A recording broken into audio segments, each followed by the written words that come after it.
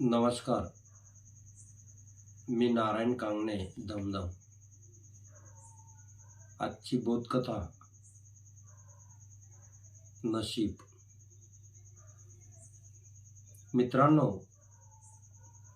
गोष्ट सांगायच्या असतात प्राण्यावरती, पण त्या गोष्टी लागू करायच्या असतात मानवाला, माणसामधल्या विकृतीला. अशीच एक गोष्ट घेऊन आलो आहे, नशीब. फार फार वर्षापूर्वीची एक गोष्ट आहे. एक घनदाट असं जंगल होतं आणि त्या जंगलामध्ये अनेक प्राणी गुण्यागोविंदानं राहत होते. काही एकमेकांचे शत्रू होते तर काही एकमेकांचे मित्र होते. सगळे कसे असे मजेत होते.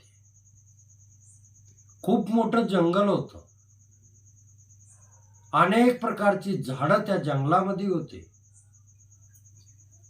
त्या ठिकाणी असणारे प्राणी ज्याच्या त्याच्या पद्धतीने राहत होते. नियतीच्या नियमानुसार एका हरणाला आपल्या पिल्लाला जन्म द्यायचा होता. जन्माचे दिवस जवळ येते म्हणून ते हरण सुरक्षित जागा शोधत होत. कुठे जागा असावी, आपण आपल्या पिल्लाच रक्षण कसं करावं यासाठी ते चांगल्या प्रकारची जागा शोधत होते. पण त्याच जंगलाला लागून असलेल्या माणसाच्या वस्तीही होत्या. त्या ठिकाणी अनेक प्राण्यांची शिकार करणारे शिकारीही होते. एक शिकारी हरणाच्या शोधात होता. त्याला असं वाटत होतं की हरण पकडावं किंवा मारावं, त्याचं मांस विकावं, कातडी विकावी, त्याच्या शिंगांना खूप मागणी आहे आणि ते मारून आपल्याला मोठ्या प्रमाणात पैसा मिळेल, यासाठी शिकारी त्या जंगलामध्ये अधूनमधून फिरायचे. त्याच्या लक्षामध्ये आलं की एक हरिण सतत या मार्गावरून जाणं येणं करत. शिकारी लक्ष ठेवून होता. शिकाऱ्याला हरिण पाहिजे होतं. हरिण त्याच भागामध्ये आपल्या पिल्लाला जन्म देण्यासाठी जागा शोधत होतं. शिकाऱ्याचं लक्ष त्या हरणावरती होतं. पण बिचाऱ्या हरणाच्या ते लक्षात आलं नाही. त्याच भागामध्ये राहणारे वाघ देखील होता. तो वाघ देखील खूप दिवसापासून हरणाचं मांस खाण्यासाठी आसुसलेला होता. त्याला देखील हरणाचं मांस लागत. एकीकडून शिकारी हरणावर टपून बसलेला आहे, एकीकडून वाघ देखील हरणाचं मांस खाण्यासाठी लालची लागले आणि हरणाला याचा पत्ताही नव्हता. हरिण आपल्या पिल्लाला जन्म देण्यासाठी सुरक्षित जागा शोधत होते. दिवसामागून दिवस जात होते.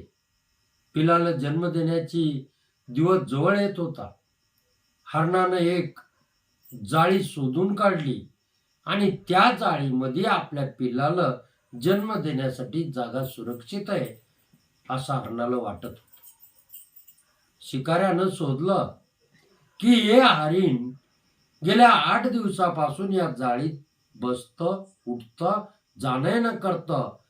इथे बसल्यानंतर आपल्याला बाणानं हरणाला मारणं सोपं जाईल. त्या जाळीच्या जवळ असलेल्या वृक्षावर तो शिकारी लपून बसला. शिकारी त्या वृक्षावर लपून बसला. हीच गोष्ट वाघानेही शोधून काढली होती की हरिण सतत या जाळीमध्ये येतं जातं. आज हरणाला या जाळीतून पकडायचं हे वाघानेही ठरवलं आणि वाघ देखील जाळीच्या जवळ असलेल्या झुडपामध्ये दबा धरून बसला. खरं पाहिलं तर हे दिवस उन्हाळा संपून पावसाळ्याची सुरू झाली. पावसाळ्याचे दिवस म्हटलं की आकाशात ढगांनी गर्दी केली होती. अधूनमधून इजा चमकत होत्या आणि त्यावेळेलाच हरणाचे दिवस पूर्ण होऊन ते पिलाला जन्म देखील देणार. हरणानं आपली जागा शोधून काढली होती. पण त्या जागेवरती वाघ आणि शिकारी टपून बसलेले आहेत याचा हरणाला पत्ताही नव्हता. विचार करण्यासारखी गोष्ट होती. हरिण आपल्या पिलाला जन्म देण्यासाठी त्या जाळीत बसलेला आहे. आता काही क्षणामध्ये आपल्या पिलाला ते जन्म देणार होत.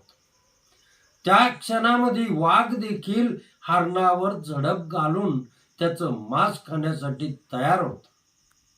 इकडे शिकाऱ्यांना तर बाण जोडून ठेवला होता. बाण मारण्यासाठी शिकारीही तयारीत होता. आकाशात ढगांनी गर्दी केली होती. ढगातून थेंब थेंब पाणी खाली पडत होतं. इजा अधूनमधून चमकत होती. हरणाला या कुठल्याही गोष्टीचा पत्ता नव्हता. संकट एक सारखी नाही, अनेक संकट त्या हरणावर आली होती. त्याच वेळेस ईश्वराची देण म्हणून आकाशामध्ये प्रचंड प्रमाणात विजेचा कडकडाट झाला आणि लख्ख असा प्रकाश. त्या लख्ख प्रकाश इकून बाण सोडणार आणि एवढ्यात डोळे दिपवणारी ईद चमकली आणि शिकाऱ्याच्या हातून बाण सुटला.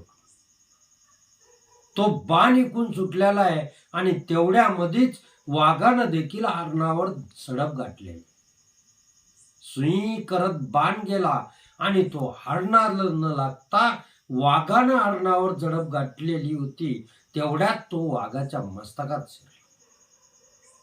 वीज चमकली. चमकल्यामुळे शिकाऱ्याचे डोळे दिपले. डोळे दिपल्यामुळे बाण हातचा सुटला आणि बाण हरणानं न लागता वाघाच्या मस्तकात शिरला. सगळे संकट एकदाच संपले. वीज चमकले. सोसाट्याचा वारा सुटल्यामुळे ढग पळाले. पाऊस थांबला. शिकाऱ्याचा बाण उकला आणि तो वाघाला लागला. वाघ देखील मेला. म्हणतात ना की देव तारी त्याला कोण मारे. जे नशिबात असतं ते कुठेही जात नाही. हरणाच्या पिलाला जन्माला घालणं हे हरणाच्या नशिबात होतं. त्याचं हरणाचं बाळही बचलं, हरणही बचलं आणि संकट एकदाचे नाहीसे झाले. तात्पर्य जे नशिबात असतं ते कुठेही जात नाही. म्हणून नशिबावर विश्वास ठेवून काम करत राहा. इथे गोष्ट थांबवतो. जय हिंद, जय श्री.